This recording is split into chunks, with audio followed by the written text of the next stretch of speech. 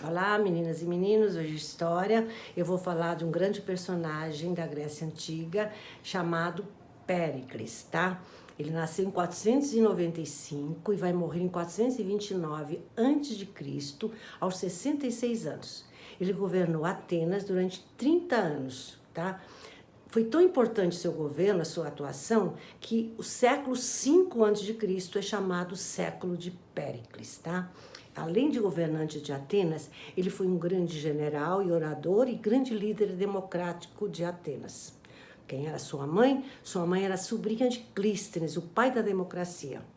Vou falar um pouquinho de Clístenes. Clístenes reformou a Constituição de Atenas em 508 a.C. Como é que foi essa reforma?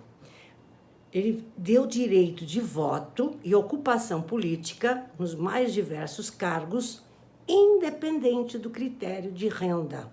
Não precisa, porque antes tinha que ter uma certa renda para ter direito de voto e ocupação em cargos políticos. Agora não precisava ter renda, tinha que ser apenas cidadão ateniense. Mas quem era o cidadão ateniense? Homens atenienses, nascidos em Atenas, com mais de 21 anos, tendo pai e mãe atenienses, tá? Tinha que ter pai e mãe atenienses. As mulheres, escravos estrangeiros não eram considerados cidadãos, tá? Então não tinham cargos públicos nem podiam votar. Esses cidadãos, que eu acabei de falar, participavam da eclésia, que era uma assembleia popular. Tá? Então os votos a partir de Clístenes, do pai da democracia, era através do seu nascimento, de serem realmente cidadãos atenienses, não independente da sua renda. Tá? Péricles governou Atenas, como eu falei, por mais de 30 anos. Era de uma família nobre e rica, teve uma ótima educação, estudou música, filosofia, uma educação bem completa. Mas o filósofo Anaxágoras influenciou grandemente na educação de Péricles, até na sua maneira de pensar. Ele seguiu sempre uma maneira de pensar extraída do ensinamento de Anaxágoras, que era, abre aspas, manter sempre a calma emocional diante dos problemas. Essa foi a maior maneira de pensar extraída desse filósofo, que eu vou falar um pouco sobre ele. Manter sempre a calma emocional diante dos problemas. Essa célebre calma e autocontrole de Péricles são vistos como fruto da influência desse grande filósofo. Mas quem era Anaxágoras? Ele nasceu em 500 a.C. e morreu em 428 a.C. Ele morreu com 72 anos. Era um filósofo pré-socrático, que viveu, logicamente, se era pré-socrático, foi antes de Sócrates, e cujo objetivo dos pré-socráticos, vocês devem lembrar, era principalmente encontrar a origem do universo. Através de Sócrates é que o homem passou a ser o centro das preocupações filosóficas, tá? Bom, Anaxágoras foi o fundador da primeira escola filosófica de Atenas. E segundo Plutarco, o biógrafo, ele foi até condenado à morte por impiedade, porque questionou a divindade do sol e da lua. Mas ele foi preso, mas depois partiu para Mileto, no seu exílio, e lá fundou uma nova escola. Observação, por que ele foi condenado à morte por impiedade? O que significava impiedade naquela época? Impiedade naquela época era um desrespeito para com os deuses. Então, ele, ao falar que o sol e a lua estavam desvinculados da divindade, ele desrespeitou os deuses, segundo as normas da época. Mas apesar de Plutarco escrever sobre a condenação de Anaxágoras, sua prisão e seu exílio, na época não foi comentado nem documentado por nenhum seu contemporâneo. Só no século I é que Plutarco se refere a esse acontecimento. Então, há dúvida se realmente aconteceu ou não. E ainda, segundo esse filósofo Plutarco, esse biógrafo Plutarco, quando a mãe de Péricles estava grávida, ela sonhou que daria à luz um leão. Porém, tá? dar à luz a um leão podia se referir ao tamanho incomum da sua cabeça.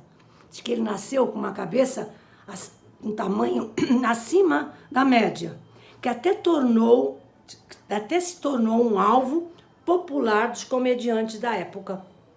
Plutarco ainda afirmou que, devido a essa deformidade da sua cabeça, Péricles era sempre retratado com um elmo. Vocês podem ver, o Péricles está sempre com um elmo, um capacete. Tá? Voltando a Péricles, ele casou inicialmente com uma parente próxima, tendo com ela 2 filhos, Páralo e Xantipo. Mas o casamento, por não ser feliz, se desfez.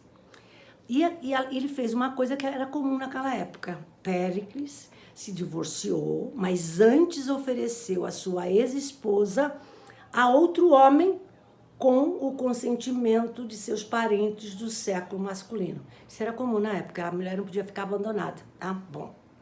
A mulher que Péricles realmente amou chamava-se Aspásia de Mileto, que por não ter nascido em Atenas, era considerada estrangeira ou meteca. Hoje vou falar o que é ser meteca. Então Péricles se tornou amante de Aspásia e passaram a viver juntos como se fossem casados. E tiveram um filho, que também recebeu o nome de Péricles, que foi conhecido como Péricles o Jovem. Bom, a relação dos dois despertou diversas reações na sociedade ateniense da época. E até mesmo um dos filhos da primeira esposa, o Xantipo, que tinha ambições políticas e eleitorais, espalhou rumores e ridicularizou seu próprio pai. Essas perseguições não afetavam muito Péricles, porque ele era apaixonado pela Aspásia. Embora ele tenha chorado certa vez publicamente ao proteger sua amada Aspásia, defendendo-a da acusação dela corromper a sociedade ateniense. Aspásia, como eu falei, era de Mileto, não de Atenas, por isso era uma meteca ou estrangeira. As classes sociais da Grécia variavam de acordo com cidade e estado, mas em Atenas eram assim: primeira classe social, cidadãos ou eupátridas, os únicos que tinham direitos políticos, tá? Já falei, os homens que tinham mais de 21 anos com pais atenienses, e ele também tinha que ter nascido em Atenas. Bom, segunda classe social, os metecos, que eram os estrangeiros que habitavam Atenas, não tinham direitos políticos, não podiam adquirir terras, podiam se dedicar ao comércio e ao artesanato. Para poderem viver em Atenas, pagavam altos impostos ou taxas, tá? Estavam obrigados a prestar serviço militar. E a terceira classe social de Atenas eram os escravos, que era a maioria da população. Cada cidadão chegava a ter 18 escravos. Bom, voltando a Aspásia. Aspásia era de Mileto, como eu falei, por isso era uma meteca, mas era muito inteligente, muito eloquente, influenciando importantes escritores, pensadores e estadistas de seu tempo, inclusive do próprio Péricles. Ela costumava promover reuniões literárias em sua casa e costumava participar de debates políticos da época. Aspásia aparece até nos escritos filosóficos de Platão e outros filósofos. Platão admirava muito a sua inteligência. Ficou tão impressionado com sua inteligência, o Platão, que se baseou nela ao escrever sua personagem Diotima no seu banquete, tá?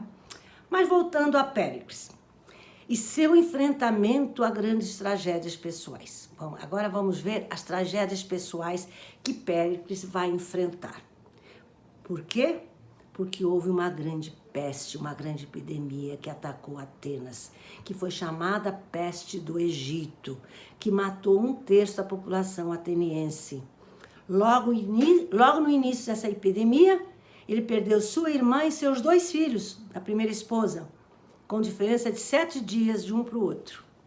Atenas foi surpreendida por essa grande epidemia que, além de matar tantas pessoas, provocou enorme penúria, fome nas cidades de Atenas. causando até uma grande revolta na população. Conta-se que num discurso emocionado, Péricles revela sua amargura, sua tristeza com a ingratidão de seus compatriotas. Ele não tinha culpa da peste, da penúria. Ele foi, além de multado, destituído até do seu cargo, porque o acusaram do que estavam passando Atenas, que estava passando as pessoas de Atenas. Bom, mas depois ele caiu a ficha, eles, pouco tempo, menos de um ano depois, os atenienses o perdoaram, entre aspas, e o mantiveram no cargo. Apesar de estar com sua emocional em frangalhos pela morte de sua irmã e filhos nessa época, o que o irrompia em lágrimas à toa, ele chorava, tá, frequentemente nos seus discursos.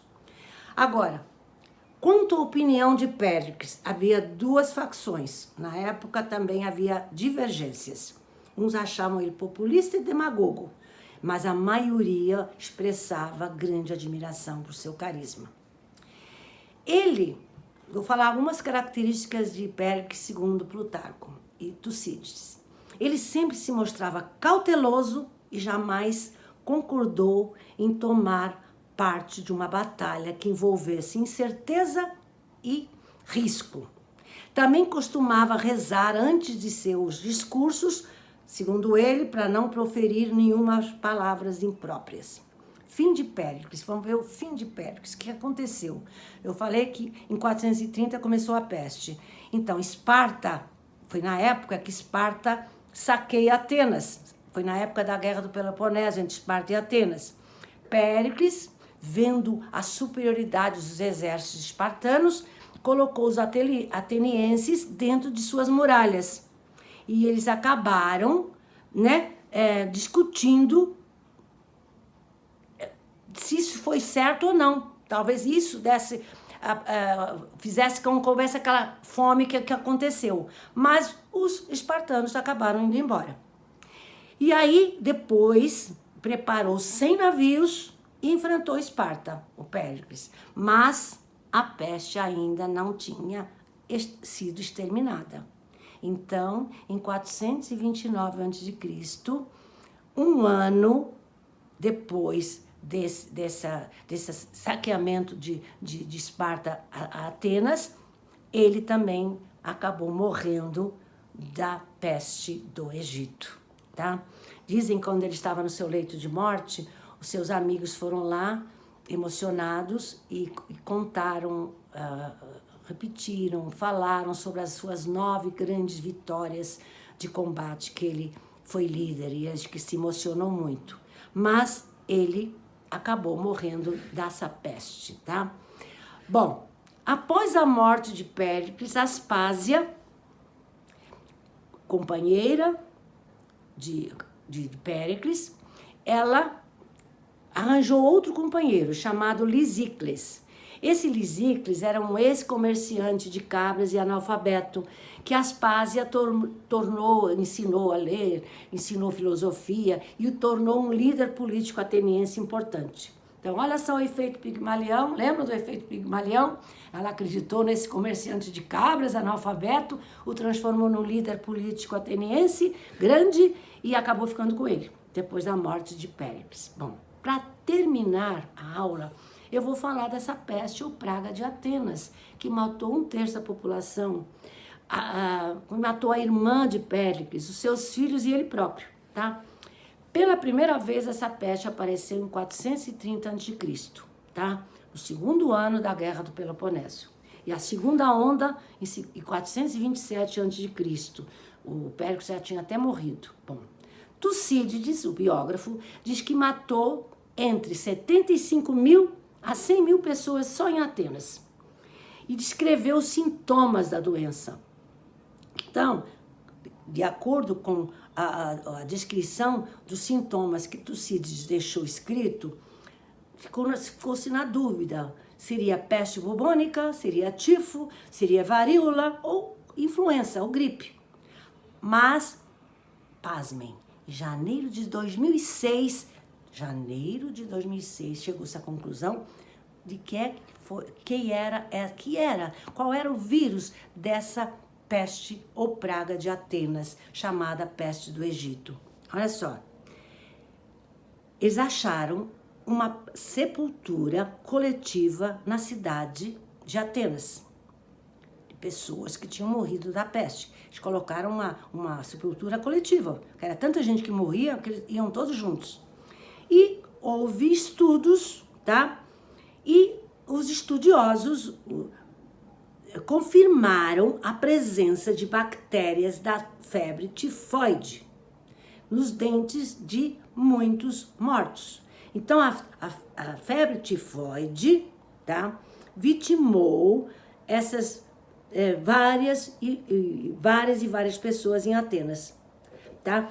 Então, olha só, então chegou-se à conclusão que foi a febre tifoide, não foi peste bubônica, não foi varíola, nem nada, nem gripe, tá?